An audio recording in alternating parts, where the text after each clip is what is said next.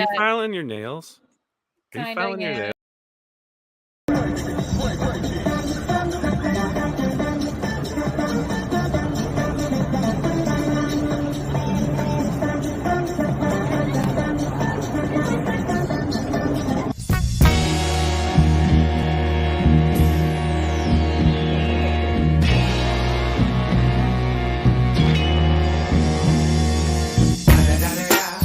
It's the motherfucking DRE. Dr. Dre, motherfucker. Hey, what is going on, YouTube?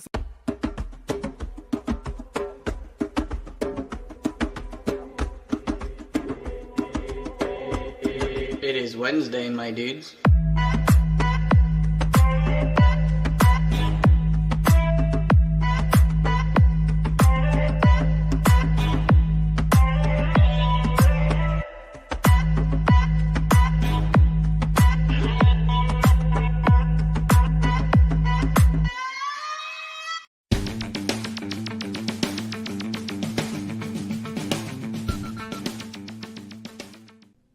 Hey everyone, welcome to Pop XP. And before the show starts, make sure to click that subscribe button and click the bell to get notifications when we go live and we upload awesome new content. And don't forget, if you can, make sure to share our stream on all your social media outlets. We appreciate it, and thanks for helping us grow the Pop XP channel.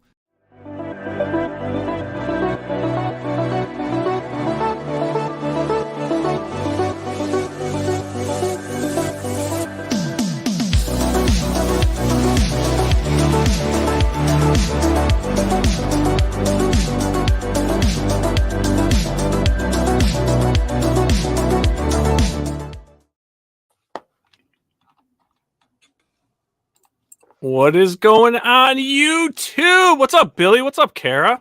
Hey, man. What's going on? I'm frozen with excitement, Billy. What and happened Cara. to you, I am Scout? frozen What's with going on excitement. Oh, you know, StreamYard's still being a fickle little thing. There's a little group chat I'm in now. What is up with StreamYard? But give me one second. I'm going to take care of that. Mr. Tucci, Cara, how are we doing tonight? What's going on? Oh, I'm getting ready for Nerdin' Out Con in Rochester, Minnesota next weekend. And then New York Comic Con's coming up. Nice, nice. You're going to see old Billy Tucci over at the New York Comic Con. Yeah, Yes. I'll be there Saturday. I'm doing the cover for our New York Comic Con special right now, and You don't have a table? I'm a guest of Hot Flips. What? Awesome. Yeah, Ireland used to do that. Yes. Yeah, she did. Yep. But now, who are you going to be there with, though? Aren't there some other creators that will be at the Hot Flips booth as well? Marat Michaels and Rob Liefeld will be joining me. What? Joining them, yeah. So we're gonna have a lot of fun on Saturday when I'm there. Are you gonna like Sunday a little bit maybe? Is it gonna be like, hey, Liefeld, hello, Tucci? Yeah. And then Marat's like, hey, what's up, guys? Like, hey, Rob. Be like, oh, hey, Billy. I like to call him Bob. I'm like, hey, Bob. You call Are him you Bob? gonna bring Like, him hey, Bobo. a copy of X Liefeld to sign? Am I gonna bring a pop? A copy of X Liefeld for him to sign? I hear he won't sign those. What is that? I don't know what that is. What is that? Oh my gosh, it's a spoof book and it's called X Liefeld, and he hates them and won't sign them. Wow. Well, I'm sure it's unauthorized. You know, if it's something making fun of him, I wouldn't sign that shit either. Oh, knowing Rob? Yeah, no. He wouldn't do Well, it. I don't know, but he gets $50 a signature, so maybe he will for $50. He gets a good I'd line. be like, you want me to sign that? I'm gonna do a remark, and it's gonna be $100. You know, $500. $8 million. Yeah, the New York Comic Con charges us for Artist Alley, and I am not paying for a comic convention. So Really? Why not? Yep. They want us to pay $500. They have you as a guest on their website and everything, but then they charge you for a table. Like, how am I a guest? If I'm paying for everything, I'm not a guest. No. Well, you're a guest of Hot Flips at New York Comic Con. Yes, so I'm a guest of Hot Flips. So Hot Flips is like, you could come with us because they asked me if I was going, and I'm like, nah. I'll tell you what, Tucci. I'll tell you what, Cara. We got some. You know, you're talking Hot Flips, being guests. We've got some hot guests tonight. Heck yes. Not physically hot, but like really hot creators. Nice. You know what I'm saying? Who are you to judge who is hot? What? But no, we got some. We're gonna be talking. The fox came from the woods. by Mr. Eliot Min. And we've got Prodigal Son #1 by Martin Kove. And we'll be talking to Clay Adams about that and Don Handfield. It's going to be fun. Yep, the great Clay Adams, the great voice actor extraordinaire. Mr. Eliot is a great gamer, developer. The stuff he's worked on, everyone has probably played. So everyone, please welcome Eliot Min to the show and Mr. Clay Adams. Yeah. What's up? What's up, guys? What is up, guys? What's going on? So, do we owe you $500 for being guests? I know, right? What is up with that shit, man? What is up with that? Don't be coy. I got your PayPal already. We're good. All right, good. Thanks. Pleasure to be here. So we should charge people to be guests. I know, right? Like people send things, I'm like, that's great. Now PayPal $500. Yeah, most cons pay you actually to be a guest. They pay for everything. They pay for your they give you an appearance fee. They give you your hotel, you know, and maybe it's just you. What if it's you? What if you're the only one? I'm not the only one, because I remember talking to Dave Johnson about 4 years ago, and about, you know, I said, well, you're doing all right at this show and stuff, and he's like, yeah, but I had to pay for my table, and I'm like, we're like, what? Debbie and I are like, what, are you kidding me? And he's like, no, they charge me for the table, and I'm like, get out of here. The next year they charge me and everybody else too. Wow. Don't go to New York Comic Con, okay, Eliot? Yeah, EVS. I've been trying to hook up with EVS. I'm only supposed to go Saturday, and then right now we're going to be going to the Old King Cole Bar Saturday night to have a drink and a cocktail. But we'll see. We'll see how it all works out. Who knows? Awesome. Well, what I want to do, and I'm not trying to overshadow you, Clay, because you've been on a couple times. But I want to dive into a little bit of Mr. Eliot here, because he's got a really cool background. He's got a great following on social media, and his book looks awesome. So Eliot, man, I would love to let's get to know you a little bit. You've never been on the show before. You know, kind of tell us, you know, when you know the love for what you do came into play. When did comics come into your life? Who was your first love? Where was your first kiss? What's your favorite food in your family? Well, I want to start out by saying I resent that you said that we're not physically hot. Thank you. So. Thank you. You know that wasn't for me, brother. You know that wasn't for me. I have to do it for the show. It's for Mr. Westport, Connecticut. No, you're very handsome, gentlemen. Thank you. Very handsome gentleman here. Amazing jaw lines on these two. Thank you. You and my mom say so it must be true. And you have hair, so you know you're definitely one up. Mm-hmm. When it comes to like, what is it, the love for comics and whatnot? Oh man, like how far back do I have to go? Like the earliest memory that I have of comics in my life was, I don't know if you guys remember when the Tim Burton Batman movie came out. Yeah, I saw that in the theaters, man. I was not lucky enough to see it in theaters, but right around when that movie came out, a cereal also came out. And if you collected 5, I think, proofs of purchases, you can mail it in to, I think it was General Mills. They would send you a comic. And I think that was my first comic ever. And it was, what was the story? It was like Batman's dad was also a Batman, but at the end of it, you find out that Robin was dressing up as Batman's dad, as Bruce Wayne's dad, to kind of mess with him. The details are really fuzzy, and if anyone remembers this comic, I would be shocked. But Scally, that was what's the story behind that, Scally? This is the first I'm hearing of this comic. I mean, it sounds like I've never heard of one where Robin was dressing up as Bruce Wayne's dad.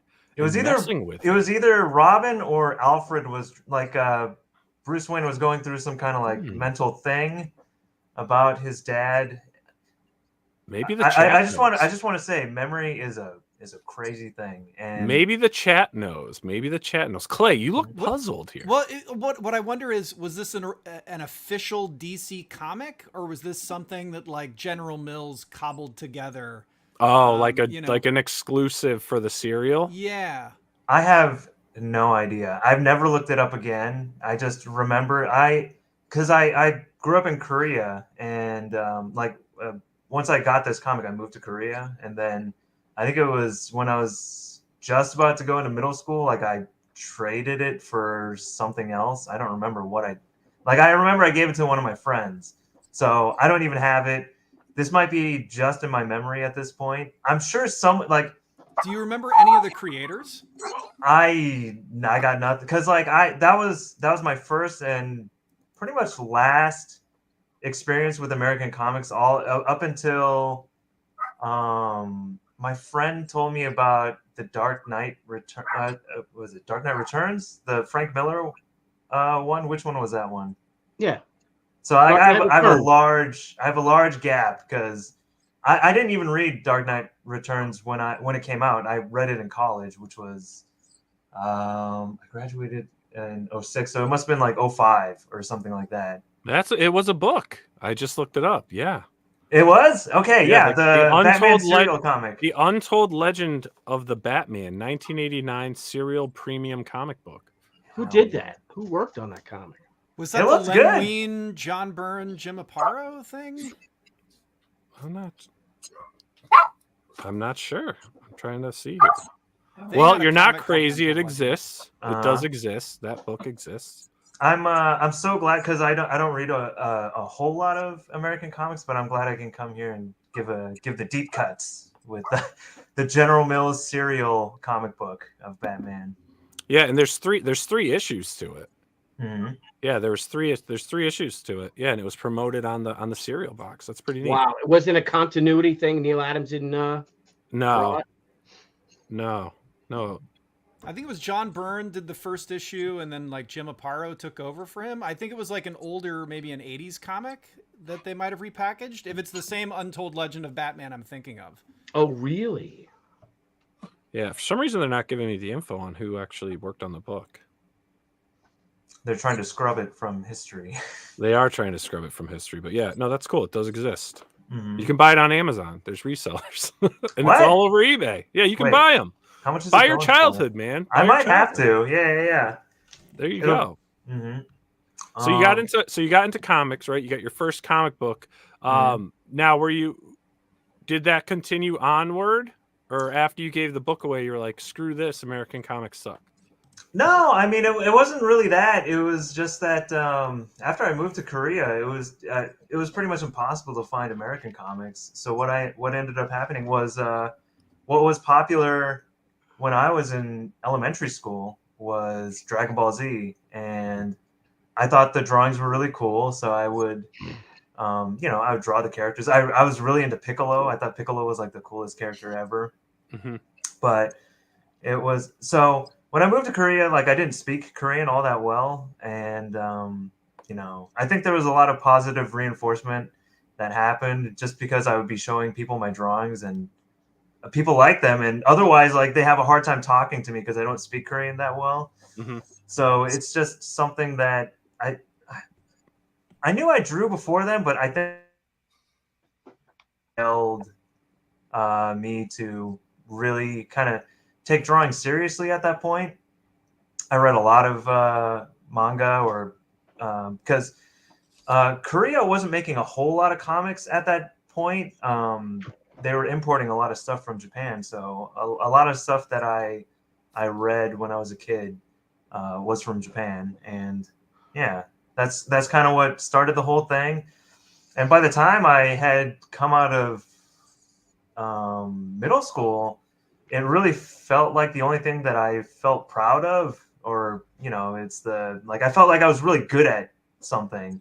Mm-hmm. And eventually I went to art school, and I went into video games because it was a much more stable profession than comics was at the time, especially like graduating in 2006. I think this was before the big Marvel movie boom even happened. So I think comics in America were kind of quieting down. I entered at Dark Horse Comics when I was a senior in college. Oh, cool. Yeah. I thought I was gonna be an editor, but when I graduated, but that didn't work out at the last.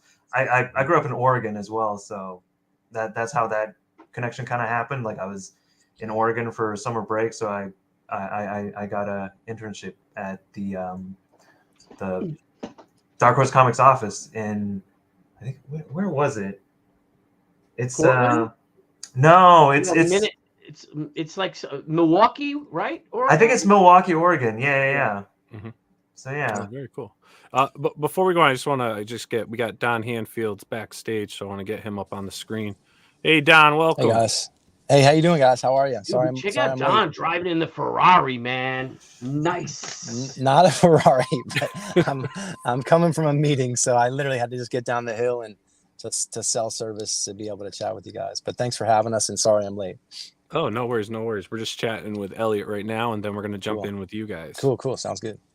All right. So, Eliot, now, when we were talking backstage, you then got into video game development. Mm-hmm. Tell us about that. What was it? I was going to school in Rhode Island, and my friend had started working at a company called Harmonix, and they were working on a little known game at the time called Guitar Hero. So they were in the beginning, they were looking for people to do QA testing, like game testing stuff. I had just graduated. I really had nothing else to do. Like, I was working at Blockbuster Video at the time. Wow. So, yeah, I know. Good old days. Wow. The good old days. Yeah, remember those? I loved that job, though. When movies were still movies. Man, that was a big thing, man. That was awesome. Mm-hmm. I loved working at Blockbuster because on Friday nights, they had to have I think it was called entertainment specialist. And when I was in college, I used to hang out with the film kids all the time. So I watched a lot of weird movies and like random stuff. And on Friday nights, like I would put on this apron and like I would go around and people having a hard time picking what movie to watch. And I would just talk to them and recommend movies and stuff like that. The movie that was really awesome at the time that no one knew about is a movie called Kiss Kiss Bang Bang. Nice. And I recommended that movie to probably like 50 people, and they all came back happy. So this was before Iron Man. It's I almost said Cuba Gooding Jr., but it's Robert Downey Jr. This was like the movie that kind of brought him back to Hollywood before Iron Man, because he was kind of still exiled from Hollywood at the time. And he worked with a guy who did who wrote Predator. What was his name? Yeah, Shane Black. Shane Black. Yeah. Shane Black directed movie. It was awesome. If you haven't seen it, go watch it. But yeah, I ended up working at Harmonix as a game tester. I worked my way into the concept art department, and I worked on Rock Band 1, Rock Band 2. I worked on Rock Band Beatles. They had a lot of Rock Band spin-off games because Guitar Hero got sold off to Activision at a certain point because Harmonix and Red Octane, they had like a shared ownership over the Guitar Hero franchise. So our company spun off and worked on something else. Granted, this whole time, like I wanted to do more and more narrative stuff because the guy who introduced me to Harmonix, like he was a film student, and we would just watch weird movies and talk about film storytelling and stuff all the time. And I think in 2013 I moved to Seattle, and I was like, all right, I'm gonna make my first comic. If you try to find it on the internet, you'll never find it. It was called 1 BDP, which I might pick up again in the far future, but I did that, and I was super proud of it. I read it again last week. It sucks. It's awful. So you'll never find it again on the internet. But what was it? In 2019 or 2020? Like I think this was right before the pandemic hit, and the writer that I'm working with right now, Dan Brown, he and I worked together along like a few years back at a advertising agency called World Famous. We worked together for one day, and then like 3 years later, he just messages me like, "Hey, you want to work on a comic?" And I was like, "Well, I don't have a job right now, so sure." And then we tried to work on this comic that kind of fell apart because, well, I got this new gig at at a VR company, and he got a gig at well, I think he started directing his movie then, which is Your Lucky Day. Check it out sometime. But yeah, we kind of didn't talk again for like 4 years, and then a couple 2-3 months ago, I my contract had just ended at this VR place, and it just happened that he was wrapping up production on his movie, so he got in touch and he was like, "Hey, I'm working on this new comic book project. Do you want to try to do it?" And you know, being a concept artist for so long, like there's two things that kind of you don't get to do. Is number one, like you don't get to really be involved in a narrative and like story crafting, or even just like, I don't know, just telling a story from one frame to the next, which is something that I just love doing. And the other thing is, working as a concept artist, you never get to have anything physical at the end of it. So I wanted to work on a project that kind of accomplished both of those things, and this was it. So here we are. Awesome. And just for everyone that knows, you know, your writing partner, Daniel, you know, he's a director. He does stuff with film. You know, he's an Emmy nominated, a great writer. And from what I gathered from reviewing your guys' campaign, I mean, you guys put together a hell of a great book. And, you know, we'll put that up now. Check it out.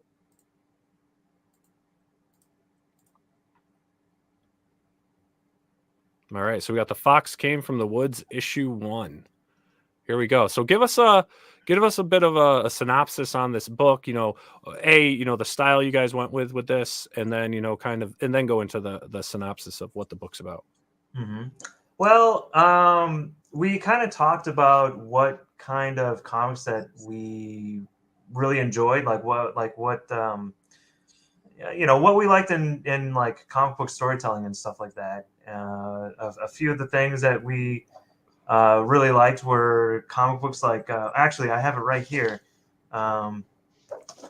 Domu. If you've never read Domu, this is hard to find in America now, but this is from the writer of Akira, and we like Domu has a really cinematic style, and it's very moody, it's very eerie. We enjoyed stuff like that. Dan was writing a comic book called Don Da Don, and we really liked this kind of what is it, like the supernatural is just beyond where you can see it, you know, like it's like the supernatural is just like chasing a rainbow. Like if you just run a little faster, you might actually catch it. That type of feeling in a comic book. So yeah, we wanted to write the story of a troubled teenager. She had quite possibly just lost her sister, and there's like a lot of family tension. The family's not doing great, you know, dealing with the loss, and you know, wanted to tell a story that has to do with that kind of psychological drama, but you know, expresses itself in more of a you know, supernatural, metaphorical supernatural things happen. Like we really wanted to make something where, you know, like psychological themes would manifest themselves through like supernatural monsters or happenings or you know, things like that. You know, the kind of classic horror type thing where like the horror of what's happening within the main character's mind and stuff like that. So yeah. Oh, very cool. So you know, with the inspiration, I know there's a lot of like manga books that are you know, kind of paranormal themed, horror themed and stuff. With this, when you went like with monsters and thing of that, did you follow any kind of lore that already exists?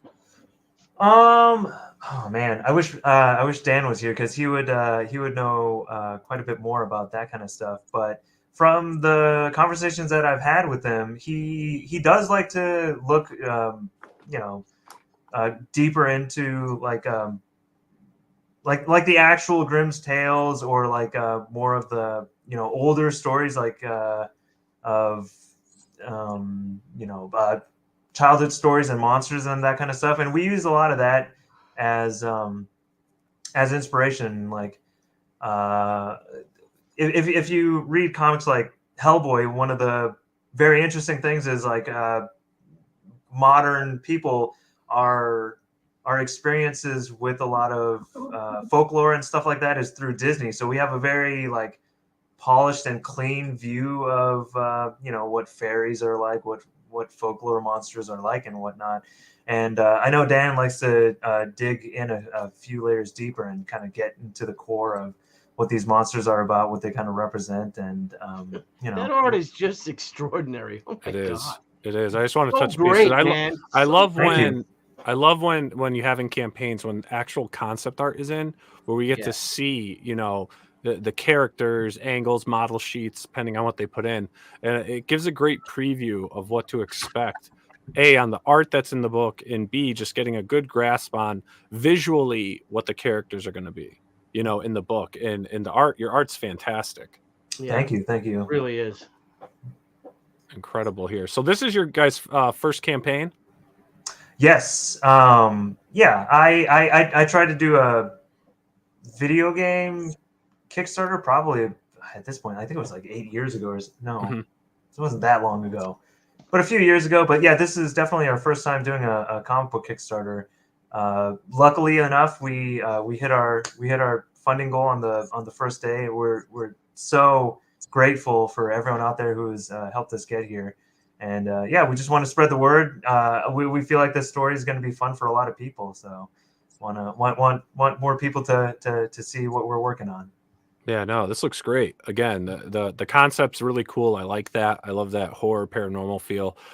There's a lot of great manga out there that has that. This is like American manga though. Yes, absolutely. Yeah. So you guys have stickers, you have prints, you obviously have the books. Are you guys doing digital on this? Yes. For you mean for distribution or? Correct. Yep. Yeah. We have digital copies available as well. And just because you brought up American manga thing, like I just wanted to say, like I have this like deep ambition to like beat the Japanese at their own game. Like I really want to do my best and bring something special to knock them out of the park. Is that what you're trying to do? Yeah, bring American manga to the top. Look, I'm incredibly inspired by them. I learned from them, but I think everyone who's trying to be in this game, they should try to play for keeps. And this is good for you. For an artist, this is the only way I know how to play for keeps. Is like I'm gonna try to like defeat my idols, so to speak. Yeah. I think it was some UFC fighter said, keep going until your idols become rivals or something like that. So. Yeah, hopefully, watch out, Tucci. I love manga. I love the style. I've been wanting to do a young adult novel, like graphic novel, forever. I mean, we did Mangashi. We called it Mangashi 2000. I think in late '96 or early '97 it first came out.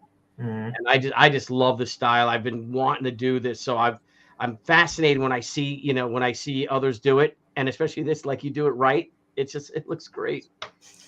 Yeah. Thank you. I love that. I've got tons of them. So yeah, and so you guys are you have 132 backers right now. You guys have reached your goal. You have 7 days to go left. So everyone that's watching this live and is going to be watching this recorded, all the links are below in the description. And for the live chat, the links are being posted into the live chat if you guys want to check it out and dive in. And again, if the funds aren't always there, we know how life can be sometimes. Just grab those links and share on your social media. Share it on your Facebook, your Twitter, your Instagram, your Threads, whatever you're using.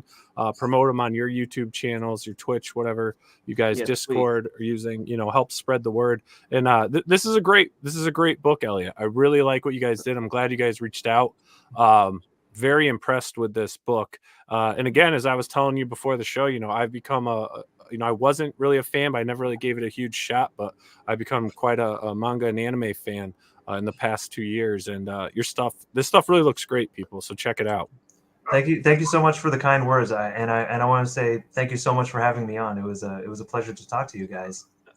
Pleasure. Yeah, is all and ours. please hang out. We're going to chat with Clay. I have to put Don on the hot seat because he hasn't been on this show before.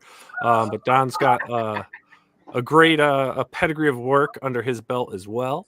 So, Don, I don't know if you're still driving, but I'm still driving, but it's LA, man. I drive and talk all the time. I'm You almost, can do it. I'm almost to a good spot. God, you literally came over the hill. I was The up other in a side of the meeting. I hill? was in a meeting in the hills, and I Oh, the hill. jetted out of the meeting to get there. But I just want to say I love, like, Rock Band Beatles is like such a great game, man. And the art for that book does look fantastic, man. Really cool style. I love it. Thank you so much. So, Don, man, I just want to dive in because I know you've had your hands in comics for a while. You have Thunder Comics that you guys are doing, and I want to ask you a few questions about that. But I mean, you know, you've been in television, you know, producing shows. You had that great series on History Channel, Nightfall, I believe, right? Which was awesome. So, I mean, how for you being in the entertainment industry, and comics are entertainment industry, but obviously it's a different medium. How has life been for you in the world of film and television, and then also kind of merging, I would say, the world of comics? Yeah, well, look, I grew up reading comics. You know, I was raised by a single mom, and she couldn't throw the football with us, so she'd take us to movies and she'd buy us comic books. And you know, I was always into comics. I think I still have boxes and boxes in my garage. I never made one, and when I had a production company and I was doing a lot of film and TV, I always wanted to make one. And I had an intern who worked with me at the time who was making his own comic, and I asked him about it all the time. And the big thing I didn't know was just how to find an artist. So I was in the process of, you know, learning about it, but didn't quite know. And I was making Nightfall. I was in Prague, and I wanted to kind of develop another show. And because of the rules of how things work, if I were to write anything in TV, they would have owned it. And it just, so I was like, I'll make a comic book. And I made a comic book called The Rift, and sold that to Steven Spielberg. They made us an episode of Amazing Stories. I also wrote the teleplay for it. But the big sort of whammy for me was that when I write something, and I'm a proud member of the Writers Guild. We just finished a strike. I'm very happy that it's over, but it's also very necessary. But when the Writers Guild was formed in the 1920s, it was the deal was that we gave up copyright. So we're the only original artists that don't have copyright. Everything becomes a work for hire, and that was, you know, something that I think there's advantages to with what we got on the back end of like the healthcare and everything else that other artists don't get. So I certainly don't denigrate that, but the creative in me wants to own the IP that we create. So I was very bullish on comic books after that, and just started originating a lot of stuff I do as a comic, and have been doing that for a few years, and really kind of melding the two worlds. So, you know, Thunder was really me melding the worlds. Like, I'm doing all this work with these people in film and TV, but also I just love the medium of comics. How do I kind of combine those two things and bring those two mediums together, you know? Yeah. Now with Thunder Comics, your approach is to basically, from what I read on your site, is that you are taking almost like the creatives in the film world and bringing them into comics. Is that correct? Yeah, I mean, everything we've done under that banner so far, almost everything, not everything, has been in conjunction with an established person from the film and TV world. So we did a book called Eternus with Andy Serkis. We did a book that Joel David Moore was involved and wrote called Don't F with Karen. We have a book with a director named Sophia Banks called Kill Switch. That's a really cool science fiction book. And we have this book, you know, Prodigal Son with Martin Kove from Cobra Kai, and that I partnered with Clay on. That's been a fun one as well. So. Yeah, that it looks like a great book, and I love Martin Kove. I mean, you know, you want to hate him, you know, as the evil Kreese, but you know, how incredible is it?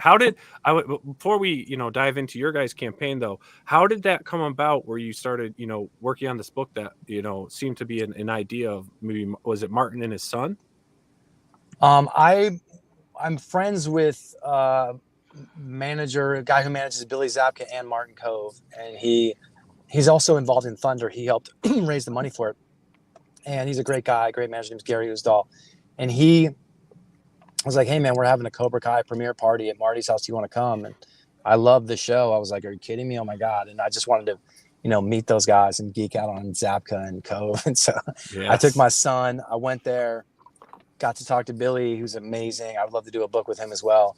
And I was talking to Martin, and Martin just started talking about his love for Westerns. And we just got into a long conversation about it. I'd never met him. The first time we met. And I've always wanted to write a Western, and I had a specific idea that I've been playing with forever. And so we talked about Westerns for like a half an hour, and then I just pitched him this idea, and he's like, "Oh, that's really cool. I love that." And it just kind of developed from there. But it all started just me chatting him up at a party. So. Oh, that's really cool, man. Billy, the stuff I've seen with Martin Kove, if you ever met him, I think you two would just hit it off. I did meet him. Did you meet him? I met him and Billy at the real briefly though. They had a party for us at the Alamo City Comic Con. This is a long time. Oh, wow. And just really great guys. They're just really nice. And I just talked to them at the bar and like, all right, man, see you guys later. You know, I think I might have told Billy that you're the real Karate Kid and that, you know, Russo is really the villain of it all. And he laughed at that. And, you know, that video that's been going around for like 15 years. Because I felt that way from the very beginning. I was like, what is Punk doing? Messing everything up. What's up with this kid? Yeah. That's cool. So, no, that's awesome. But let's pull up the campaign and we'll check it out. There's a great video there that we'll share. All right, so here we go. Prodigal Son #1 by Martin Kove, Cobra Kai's Sensei Kreese, which is awesome. You guys have 21 days to go. You've made your goal. You're at 112 backers. If you don't mind, I just want to play the campaign video for the viewers, and then we'll dive into it. Yeah, sounds good. Hey, everyone. Marty Kove here. Known to many of you as Sensei Kreese from the Karate Kid movies and from Cobra Kai, the TV series, the hit TV series. Today, I'm excited to talk to you about something that's very close to my heart. It's a brand new comic book series called Prodigal Son. That's right. And I'm Jesse Kove, also an actor, just like my dad. And I'm thrilled to be part of this amazing project, Prodigal Son. It's a gripping Western tale that combines action, redemption, and the power of family. Westerns have always held a special place in my heart. The rich storytelling, the grit and determination of the characters. And now we're taking that passion and infusing it into the pages of Prodigal Son. It's a story that pays homage to the classic Western genre, while adding in its own unique twists and turns and focuses on the moral fiber between two generations. This is a story about redemption, revenge, and the search for justice. Our main character, the Man in Black, is an outlaw driven by a burning desire to bring down the Grey Devils, a ruthless gang that slaughtered an innocent family. But there's more to the story than meets the eye. In Prodigal Son, I play Elijah Burritt, a ruthless outlaw with no code or conscience. He's part of the notorious Grey Devils gang, a group responsible for a tragic massacre. But at the heart of the story lies a brave young boy, the sole survivor of that horrible massacre. Now, this young boy, burdened with guilt for not being able to save his family, embarks on a quest for justice. And along his journey, the boy crosses paths with the enigmatic Man in Black, played by my dad. The Man in Black has his own reasons for seeking vengeance against the Grey Devils, and the two form an unlikely alliance. The beauty of Prodigal Son lies in its surprises and in its exchange of moral fiber between an enigmatic 12-year-old boy and a veteran gunfighter. We won't give away too much, but let me tell you, there's a jaw-dropping twist waiting for you at the end. It's a pretty big revelation. We think everyone will really enjoy it, but that's not all. This series will present multiple endings, each ending in a limited edition comic book, one good, one bad, and one downright ugly. We're incredibly fortunate to have talented writers like Don Handfield, co-creator of Nightfall on the History Channel, and hit comic book series The Source and The Rift, and Clay Adams, a talented comic creator and voice actor. We've been working with them to craft what we think is a gripping story that will immerse you in the Wild West and leave you wanting more. We've got some amazing rewards lined up for our backers, including limited edition prints, signed copies, and even the opportunity to have your own likeness appear in the comic. You want to be an innocent bystander, or even be a part of my outlaw gang? That's all possible. So join us in the Old West, where bullets fly, secrets are revealed, and the lines between good and evil blur. Together, let's make Prodigal Son an unforgettable ride. We'll see you on the open range.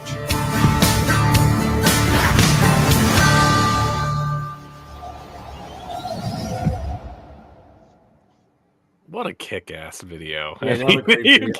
You guys can't go wrong with that. That is awesome. That is awesome. I you know what I actually really want to know? Clay's been on the show a few times. We've had him on 4 or 5 times, I think, now, with a bunch of different books that he's worked on. Clay and Don, how did you guys come up to partner as writers on this? I'll take that. So Don and I met in the Comics Launch Mastermind run by Tyler James, and we got to know each other doing that over 6 months or so. We would meet once a month.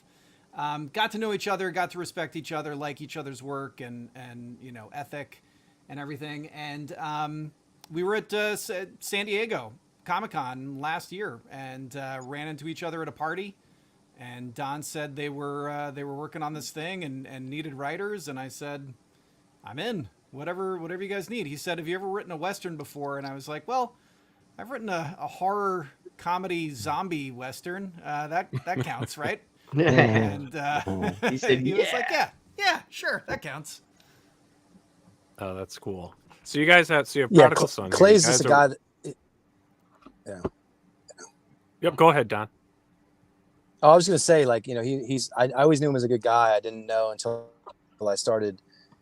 You never know how it's going to be, right? I collaborate all the time and I never know, but he's got so much more comic experience than me. I was always amazed at how he could distill things down. I mean, he says there's all that, there's that economy, right? You don't want to pay for too many pages also, but like he always had a great way of distilling things down to just the bare form. And I was always like, it was great collaboration because I would always read his stuff. I'm usually pretty picky guy, man, and his stuff was always impressive. So it's been a good partnership so far, and hope to do more with him. Oh, that's awesome. So they said in the video that you have different endings. Now, is that because I know this is from what I read? You'll have, this is not just one book. This is is it 5-part? Am I wrong there? 4 issues. 4 Yeah. issues, 4-part. Now, does each issue all have multiple endings? Just the end of the 4th issue is going to be 4 different endings. Oh, and we kind of want people to pick which one's the main ending, but we're going to have all 3 of them available. And there's we call them the good, the bad, and the ugly ending. So there's 3 ways this could go. That's awesome. That is really cool. I love It almost that. reminds you of the choose your path type stories. Yeah. Or are all the endings together in the same book, or is it you're going to get a mystery and you can get a book with each with a different ending? I think what we want to do is for issue 4, we're going to have 3 different covers with 3 different endings. And for the trade, we'll have all the endings or we might just print the ending that everyone votes for in the end of the trade. I don't know. We haven't figured that part out yet, but I think we're going to have different covers for different endings when we offer that issue. And then for the trade, we'll either combine them all or just have the one that people all vote for. Oh, that's awesome. I love that idea. I like that voting idea. Have the fans have the say in the final ending for the trade. Yeah, that's great. Super cool. And the interiors on this book are fantastic. Can you tell us a bit about your artist? Yeah, he's how do we find him, Clay? I can't even remember. He's Turkish. He's an interesting guy. He's a Turkish guy who lives in Tokyo and is learning to do manga. So he speaks Japanese and Turkish and English. But he's this amazing. I don't know where did we get his art, Clay? Where did we see it? I don't know. Was it on a post or something? I found him on a post. I think I saw it on a post. I saw him on I'm on a couple of Facebook groups that are just artists looking for work, and I'm always doing books. So I saw this post of this guy's work, and this guy's really interesting, and had him do a test. And then Marty was a big fan of Mobius because there's these books from back in the day called Lieutenant Blueberry that apparently Marty was the model for. So if you look at Lieutenant Blueberry. I think so. Yeah, look at Lieutenant Blueberry. It's Marty Kove. He's drawing Marty Kove as a comic, and so he was obsessed with Mobius. So I kept telling this guy, look, dude, you got to make it look like Mobius Westerns with all that detail and stuff. And God bless this guy, man. So many times he did it, man. And now he's just dialed in. He's doing this amazing work with all this detail that you don't really see today. He's a really super talented guy, and I feel I've worked with a lot of artists that then break out and then I can't afford him anymore. But I think this guy's going to be really talented. He's really talented, and we got a great colorist who's also Turkish. Who's doing some great work. So yeah, I mean he does great on the characters, but I mean hell, his backgrounds are phenomenal. Yeah, the detail of the Western town. I mean, that must have been a heck of a lot of research to nail it, because it looks very accurate. Yeah. And some of that too is just Marty, and Marty's been great to work with. You know, any actor, and like even in Jesse, it's like they care about their character so much, and they care about the quality, and just like Marty's very much like very hands-on, man. He's like every frame he's like scrutinizing and wanting to be great. And you know, it's there's always that period of time in the beginning where you're all figuring out like what this is and what the style and tone is. And now the artist is dialing in, all the scripts are written, and it's just cranking. But the artist has just been getting better and better. Like he delivered some stuff that it's just so cool, cinematic. Yeah. Now I'm curious. So like a lot of independent creators and stuff, self-publishers, I mean, a lot of them aren't working, you know, with Hollywood elite actors and things like that. When you're working with them on a book and they're used to seeing themselves on screen, and, you know, they probably have their own version of a director's eye, do they look at like the panels and the art, like almost like assessing like storyboard? Well, everyone's a little different, you know, like Andy Serkis read the scripts and was just great to work with, and Andrew Levitas, who was his partner on that, they were great. They had feedback and input. Marty is, you know, but in that book there was no like character that was Andy, you know what I'm saying? Andy could play any of those characters because he's a genius, but like there was no Andy character. And in this one there is a Marty character. It's like his Marty basically. So he was very particular, like, what does the hat look like? And he's such a Western aficionado too. He like knows the world so well that he's very specific about what kind of cowboy hat he has on, what things look like. So he was very like an actor would be if they're building a character. They're very, what is the costume? What's he wearing? And he was very hands-on with all that stuff. Oh, that's cool. Is this something you guys vision trying to pitch for the screen? I mean, look, we always want the comic realm. We always want to make a great comic first, and that's always the first goal. And if it goes beyond that, great. But you know, we want to make a great comic, and you know, I'm always going to look what's the next place for it. But what I love about comics is I spent so many years writing screenplays that are blueprints that no one ever reads. Like 5 executives read it and then it's dead or it gets made. Yeah. There's something about a comic that's just an end product that's you know, I love. I love that. That's a great answer. I like that, how you just described that. Now with this book, and you know you're doing four issues with this, and it's a Western here that you guys have. I mean, has Westerns, well, maybe not for Clay because he's like zombies and stuff, but for yourself, Don, was a Western book something you were like kind of itching to do, and meeting Marty and his interest was like the right time? You know, you always have these ideas that are like, you know, you have your like roster of ideas. You know, you have more ideas than you can write as a writer. So they're kind of stacking up, and then one will bubble to the surface. The other ones are just kind of in the background. And this is an idea I had for a while. I was going to dance with it. You know, Westerns it's weird because Westerns come and go like as far as popularity, but people always want to see a Western, you know? And I think right now there's a specific place with what Taylor Sheridan's done with Yellowstone and stuff like that, where everyone's like, oh yeah, Westerns are, you know, but to me, it's sort of a genre unto its own that's always has a demand or an audience. I always wanted to do one. I mean, who wouldn't want to do a Western? And I think there's something about the sparseness and the sort of the romanticism, and just also kind of the brutality of that kind of landscape. That's something that's so there's something innately American about it too. It's unique to kind of our country, where it's like this frontier aspect that, you know, other countries haven't had since, you know, the frontier for them was, you know, people hitting themselves with clubs. You know, for us, it's a little more high tech. So there's something really interesting about those things in this kind of lawless place, and code of ethics and code of honor. If law's not there, what's the code? And, you know, I love this idea of this villain who has a code that's like, he's an outlaw, but he has a code. He's not going to kill babies. And he's actually fighting these outlaws that don't have a code that he, you know, he's against. And there's something kind of, I've always loved this idea of bad versus evil, you know, and there's something kind of fun about that as well. Well, you can do so much with Westerns, you know, and that's what I always loved Westerns. I mean, I when I was little, my dad would always watch the black and white shows and whatnot. But what I always loved about it as I got older is just that, like, you had that lawless land, right? Yeah. And really, like, your destiny was really on your hip, you know, because if there was an altercation, you know, something small could turn in, that's it for you. You're sand. You're just blowing in the wind here. And I like that you're bringing a Western back. I was really excited to see this.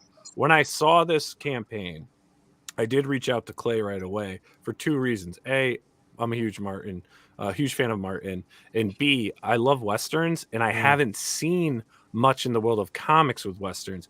In the 5 years that we've been doing this show, you might be the third Western that we've had on, and we've had, over, well over 1,000 creators on. But this is great. And you guys have some, I just want to point out, I mean, the covers you have by Connor Hughes, the Wanted posted cover is just, it's gorgeous. I love the line work on that. And then this one here, Tina Valentino and Fabio Montalbani. I mean, and it's great cover good here. Horses drawn. Yes, right. The horses look great. It drives me nuts. Not saying I could draw horses well, but it drives. You can draw great horses. What are you talking about? What are you talking about? I just looked in the mirror, Scala. Oh. Now, again, just a Carl Moline, if I pronounced that right. Carl Moline, yeah. Carl Moline. Yeah. Great job, man. Yeah. I mean, look at you got. We got Aaron Bartlett cover. Covers. Yeah. And boys, if you guys are in San Diego next year, I know you're doing all the big swanky parties and all, but we have a little get together with a couple other writers, WGA guys and film screenwriters and stuff. We do our Saturday night men's night. Now, I don't know if you bring the ladies with you and all, but we have we go to this one restaurant. We've been doing it for like almost 20 years now, I think. Wow. It's kind of my non-comic friends. Some comic creators come with us. Paul Jenkins joined us this year, and he had a great time. And we hit this Greek restaurant. Then we sit outside. We smoke cigars all night, and we drink scotch. Yeah. It's a great time, but let's hook up before next year's. Sounds cool, man. San Diego. It's real chill, but we end up getting probably 15 guys, maybe, and they're all different, very eclectic, and, a lot of guys from up your neck of the woods over there, so. Sounds cool, man. And if there's cigars involved, I might be able to get Marty to come, dude. Yeah, he loves cigars, so he'd be amongst what's the word? Fellow travelers, kindred spirits, if you will. That's right. And it's a great time. Yeah, and also just going back to your campaign quick here. Now your other books are on here. So do you have add-ons here for some of your other books? So if anyone's interested in not just backing this current book in the campaign for Prodigal Son, but you can also actually go back to some of your other works so they can kind of catch up of what you've been doing. I love this. Don't F with Karen. Yeah, that's a fun one. That's so Joel David Moore, who you guys probably know from Dodgeball and Avatar. Yep. And a guy named Mike Capes wrote that book together. And it's a great story. It's like a mom who fights monsters. It's like it's a soccer mom by day. She fights monsters at night. And it's just this cool she fights the monster under the bed type of thing. Really cool story. We actually at San Diego last year or the year before, we had someone dressed up as Karen in hockey mask and stuff walking around. So it's a fun book.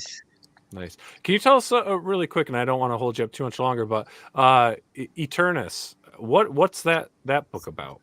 Man, that is such a cool book. That was brought to us by Andy Serkis and Andrew Levitas. Andy, of course, actor, Gollum, director of Venom 2, Alfred in the Batman. Just a seminally talented writer, director, actor. And Andrew Levitas, who's a filmmaker and fine artist. They wanted to do something in the world of Greek gods. They brought us this thing, and I grew up reading Edith Hamilton. Was just in love with to me the Greek gods were like the first Avengers, the first superheroes. They're kind of flawed and interesting, but have these powers. And so I went, they had this kind of concept about Greek gods. It was really cool. It needed to be kind of wrapped in something and focused a little bit. And I went to a writer named Anna Davis, who was in a writer's room I had post Nightfall.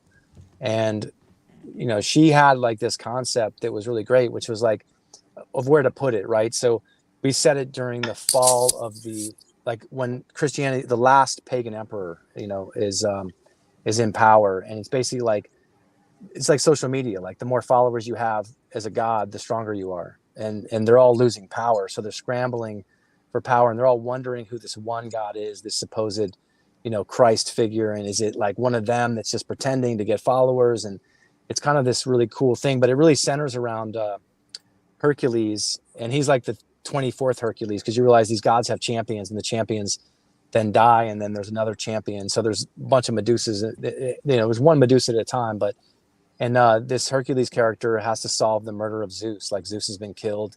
They don't know who killed him, and they have a clue. And there's a blind priestess from the temple of Athena that, heard the guy's voice, and so he's got her. And it's kind of this noir gumshoe thing where they're trying to figure out who did this against the backdrop of this bigger battle of the gods, trying to figure out who's in charge.